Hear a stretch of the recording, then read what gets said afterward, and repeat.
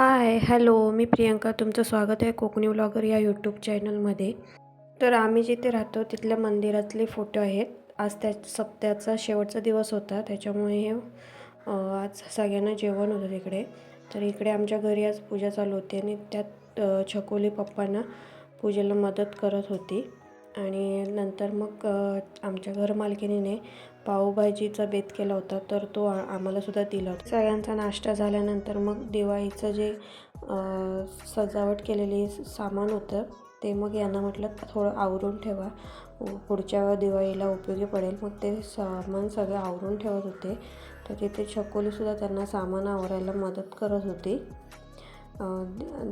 Main दरवाजापासला तोरण आणि फुलमाळा काढून ठेवल्या आणि जी लाईटिंग लावली होती दरवाजाला ती घराच्या देवघरात लावलेली.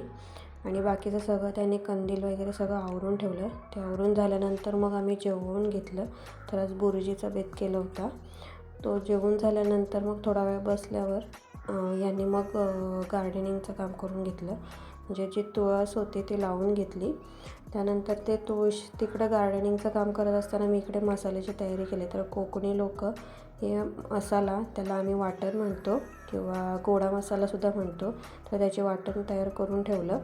आणि मग आम्ही गेलो फिरायला संध्याकाळी 4च्या दरम्याने. छकोली आणि श्रेयांला घरी बसून खूप कंटाळा आला होता. बरेच दिवस आम्ही बाहेर फिरायला गेलं नसल्यामुळे मग आम्ही फिरायला गेलो होतो.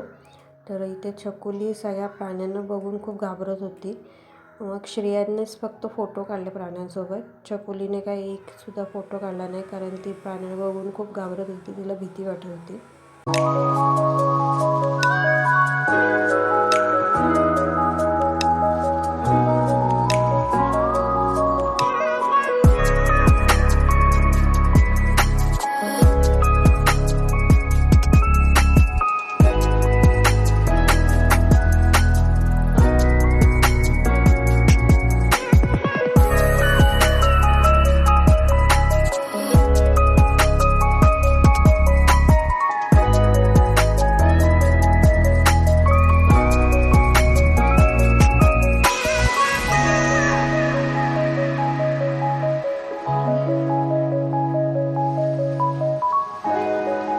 थोडा वेळ फिरून झाल्यानंतर मग अंधार पडायला लागल्यावर मग आम्ही घरी जायला निघालो. कारण आत्ता दिवस खूप लहान असल्यामुळे लवकर अंधार पडतो आणि दिवाबत्तीसुद्धा करायची होती, त्याच्यामुळे मग आम्ही घरी जायला निघालो. जाता जाता मला मिठासाठी चिनी मातीची बरणी घ्यायची होती, त्यासाठी आम्ही नर्सरीमध्ये गेलो. तिथे बरणी घेतली आणि घरी आलो. घरी आल्यानंतर मग मसाला पहिला बनवून घेतला. तयारी आधीच करून ठेवल्यामुळे जास्त जड गेलं नाही. आणि हे आम्ही काढलेले फोटो.